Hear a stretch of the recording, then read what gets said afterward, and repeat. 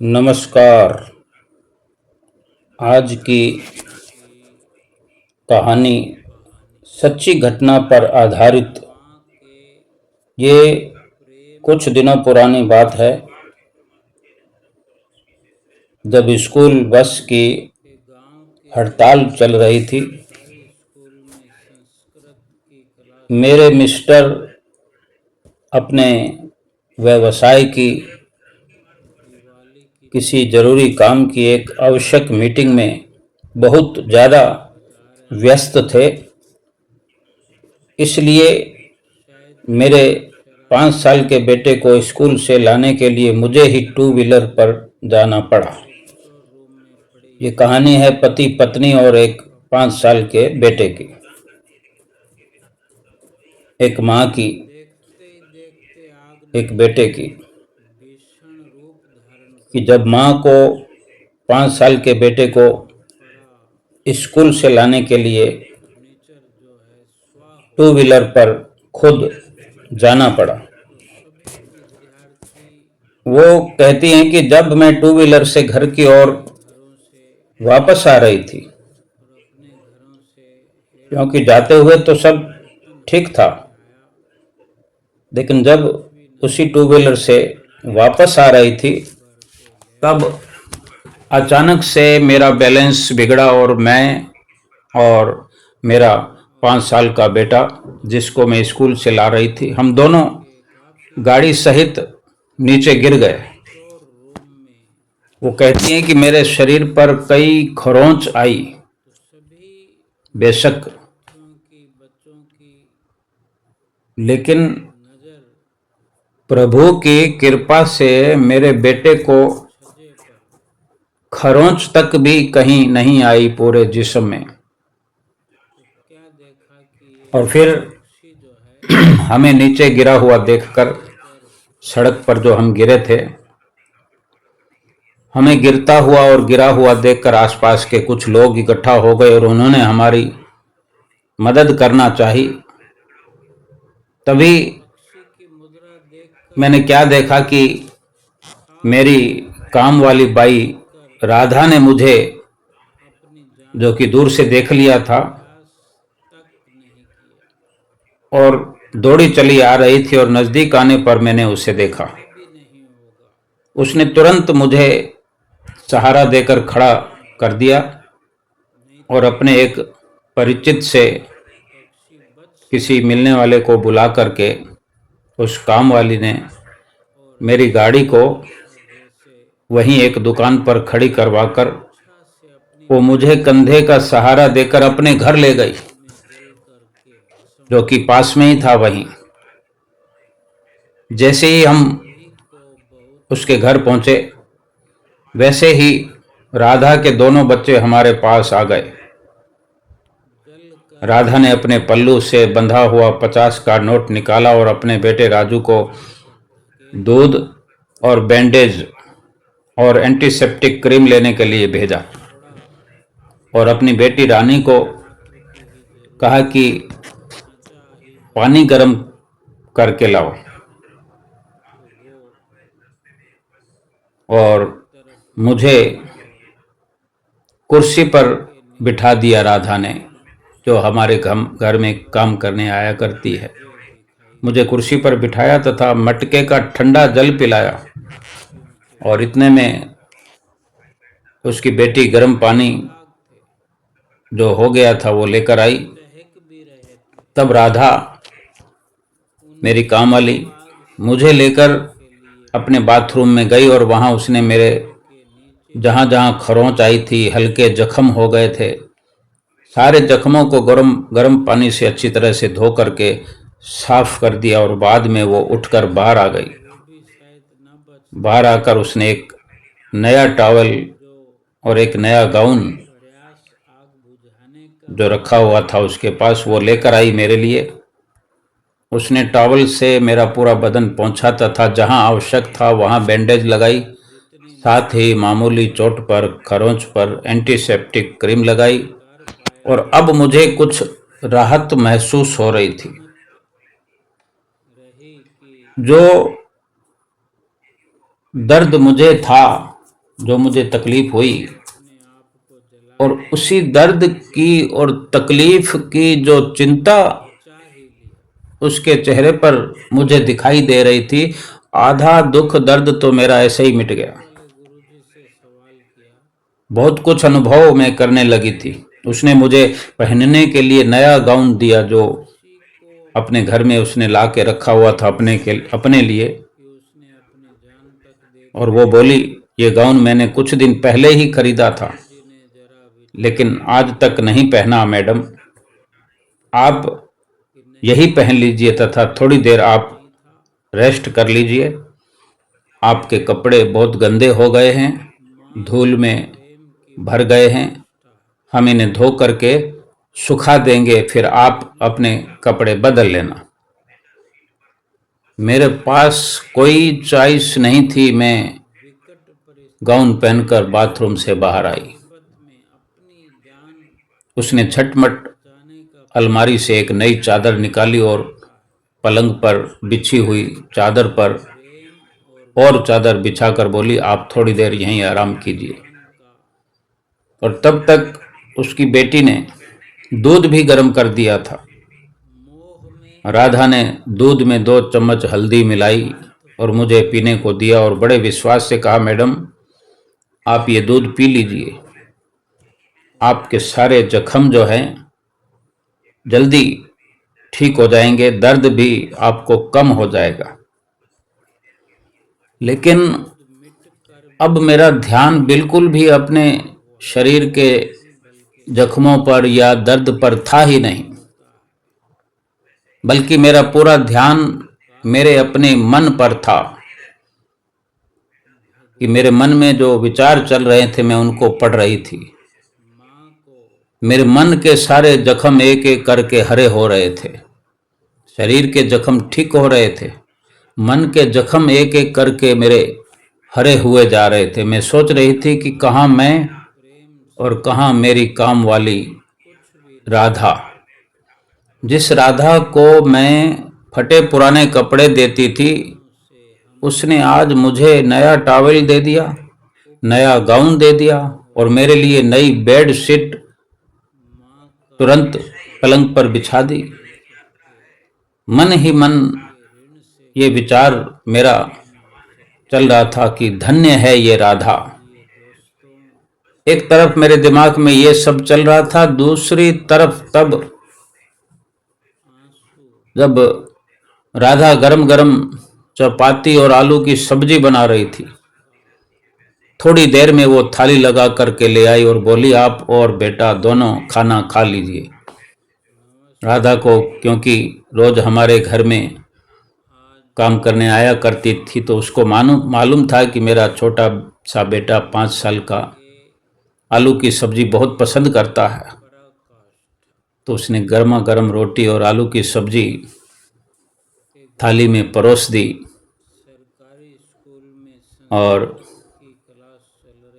जो कि छोटी बेटी उसकी साथ में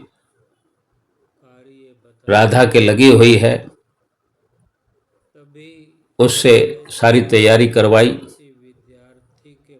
और वही उसकी बेटी रानी बड़े प्यार से मेरे बेटे को आलू की सब्जी और रोटी खिला भी रही थी। और मैं मन ही मन भीतर ही भीतर प्रायश्चित की आग में जल रही थी। सोच रही थी कि जब भी इसका बेटा राजू मेरे घर आता था, क्योंकि बच्चे तो आ ही जाते हैं कभी कभार अपनी माँ के साथ, तो वो सोच रही है कि इसका बेटा राधा का बेटा जब अपनी माँ के साथ हमारे घर आता था तो मैं उसे एक तरफ बिठा देती थी और उसको अजीब निगाह से, नफरत की नज़र से देखते थे। हम सोचते थे कि ये गरीब लोग हैं, काम वाले हैं, मजदूर हैं। इन लोगों के मन में हमारे प्रति कितना प्रेम है, ये आज मैंने देखा। हम इनके बारे में क्या सोचते हैं, कैसी धारणा रखते हैं और ये गरीब लोग हमारे लिए कितनी हमदर्दी और कितना प्रेम रखते हैं, कितना आदर, कितना स्नेह रखते हैं, ये सब सोच सोच कर मैं आत्मग्लानि से भरी जा रही थी। मेरा मन दुख और पश्चाताप से भर गया था। तभी मेरी नजर राजू के पैरों पर गई, जो लंगड़ा कर चल रहा था, जो दूध लेकर भी आया, एंटीसेप्टिक क्रीम भी लेकर के आया, बैंडेज लेकर आया। उसके पैरों पर मेरी नजर गई थी तो वो लंगड़ा कर चल रहा था। और तब मैंने राधा से पूछा, राधा इसके पैर को क्या हो गया, तुमने इलाज नहीं कराया? राधा ने बड़े दुख भरे शब्दों में कहा, मैडम इसके पैर का ऑपरेशन करवाना है, जिसका खर्च लगभग 10,000 रुपये है। मैंने और राजू के पापा ने, यानी राधा ने और उसके पति ने रात दिन एक करके 5,000 रुपये इकट्ठा कर लिए हैं। 5,000 की और ज़रूरत है। हमने बहुत कोशिश की लेकिन कहीं से मिल नहीं सके। ठीक है, भगवान पर पूरा भरोसा है, कभी वो भी इंतज़ाम हो जाएगा, 10,000 हो जाएंगे तब इलाज हम करा लेंगे। तब तक तो फिर हम लोग कर भी क्या सकते हैं। तभी मुझे ध्यान आया कि राधा ने एक बार मुझसे 5,000 रुपये एडवांस मांगे थे और मैंने बहाना बनाकर मना कर दिया था। आज वही राधा अपने पल्लू में बंधे रुपए खर्च करके हमें राहत पहुंचाकर, हमें खुशी देकर, और हम उसको पैसे होते हुए भी मुकर गए थे, और आज वो जी जान लगाकर हमारी खुशी में ही खुश नजर आ रही है। हमें खुश देखकर हम पर अपना सर्वस्व लुटा रही है। हम तो सोचते थे कि उनको जब किसी वस्तु की मना करते हैं या रुपयों के लिए जब मना किया था तो सोचा कि बला टली, लेकिन आज मुझे पता चला कि उस वक़्त इन लोगों को कितनी सख्त आवश्यकता थी पैसों की और हमने मना कर दिया। मैं आज अपनी ही नज़रों में गिरती चली जा रही थी। अब मुझे अपने शारीरिक जख्मों की चिंता तो बिल्कुल थी ही नहीं, बल्कि उन जख्मों की चिंता थी जो मेरी आत्मा को मैंने खुद लगाए थे। लेकिन मैंने अब दृढ़ निश्चय किया कि जो हुआ सो हुआ, लेकिन आगे जो होगा वो सर्वश्रेष्ठ ही होगा। मैंने उसी वक्त राधा के घर में जिन जिन चीज़ों की मुझे कमी नज़र आ रही थी उसकी एक लिस्ट अपने दिमाग में तैयार की। राधा को बिल्कुल भी कोई खबर नहीं लगने दी। मैंने अपने दिमाग के अंदर एक लिस्ट बनाई और मैं लगभग ठीक भी हो गई थी, अपने आप को ठीक महसूस कर रही थी। मैंने अपने कपड़े जो कि सूख गए थे वो बदल लिए, लेकिन वो गाउन मैंने अपने पास ही रखा और राधा को बोला, ये गाउन अब तुम्हें कभी भी नहीं दूंगी। ये गाउन मेरी जिंदगी का सबसे अनमोल एक अमानत है तुम्हारी तरफ से, तुम्हारी अमानत है मेरे पास। राधा बोली, मैडम ये तो बहुत हल्की रेंज का है। राधा की बात का मेरे पास कोई जवाब नहीं था, क्योंकि मैं जान गई थी कि रेंज क्या होती है, कीमत क्या होती है, मोल क्या होता है, अनमोल क्या होता है। मैं जान गई थी, इसलिए कुछ जवाब न दे पाई और मैं अपने घर आ गई। लेकिन उस दिन रात भर मैं सो नहीं पाई। मैंने अपनी सहेली के मिस्टर, जो कि हड्डी रोग विशेषज्ञ थे, अपनी सहेली के जो पति डॉक्टर थे हड्डियों के, उनसे राजू के लिए अगले दिन का अपॉइंटमेंट लिया। और दूसरे दिन मेरी किटी पार्टी भी थी, लेकिन उस अपॉइंटमेंट के लिए मैंने वो पार्टी कैंसिल कर दी और राधा की जरूरत का सारा सामान खरीदा और सामान लेकर राधा के घर पर मैं पहुंच गई। राधा समझ ही नहीं पा रही थी कि इतना सारा सामान एक साथ में उसके घर में क्यों लेकर आ गई। मैंने धीरे से उसको अपने पास बिठाया और बोला, मुझे मैडम मत कहो, मुझे अपनी बहन ही समझो। और हाँ, कल सुबह 7 बजे राजू को डॉक्टर के पास लेकर के चलना है। तुम्हारे बेटे को हड्डी वाले डॉक्टर के पास चलना है और उसका ऑपरेशन जल्द से जल्द करवाएंगे और तब राजू भी ठीक हो जाएगा। ये सब देखकर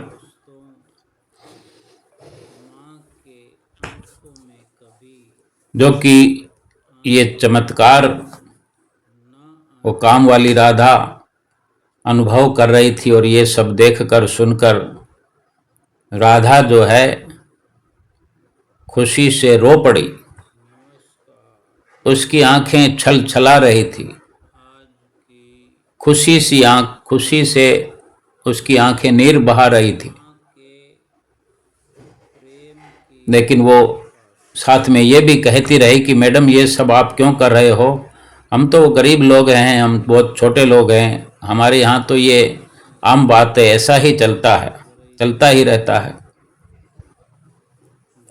वो मेरे पैरों में गिरने लगी राधा, और जो उसने कहा ये सब सुनकर और देखकर मेरा भी मन द्रवित हो उठा और मेरी भी आंखों से आंसू के झरने फूट पड़े। मैंने उसको दोनों हाथों से ऊपर उठाया और गले लगा लिया। मैंने कहा, बहन रोने की जरूरत नहीं है, अब आज के बाद इस घर की सारी जवाबदारी मेरी है। मैंने मन ही मन कहा था, राधा तुम क्या जानती हो कि मैं कितनी छोटी हूं और तुम कितनी बड़ी हो। आज तुम लोगों के कारण मेरी आंखें खुल सकी हैं। मेरे पास इतना सब कुछ होते हुए भी मैं भगवान से और अधिक की भीख मांगती रही जिंदगी भर। मैंने कभी संतोष का अनुभव नहीं किया, लेकिन आज मैंने जाना कि असली खुशी कुछ पाने में नहीं, असली खुशी कुछ देने में है। और खुशी किसी को दे करके ही खुशी का अनुभव किया जा सकता है। नमस्कार।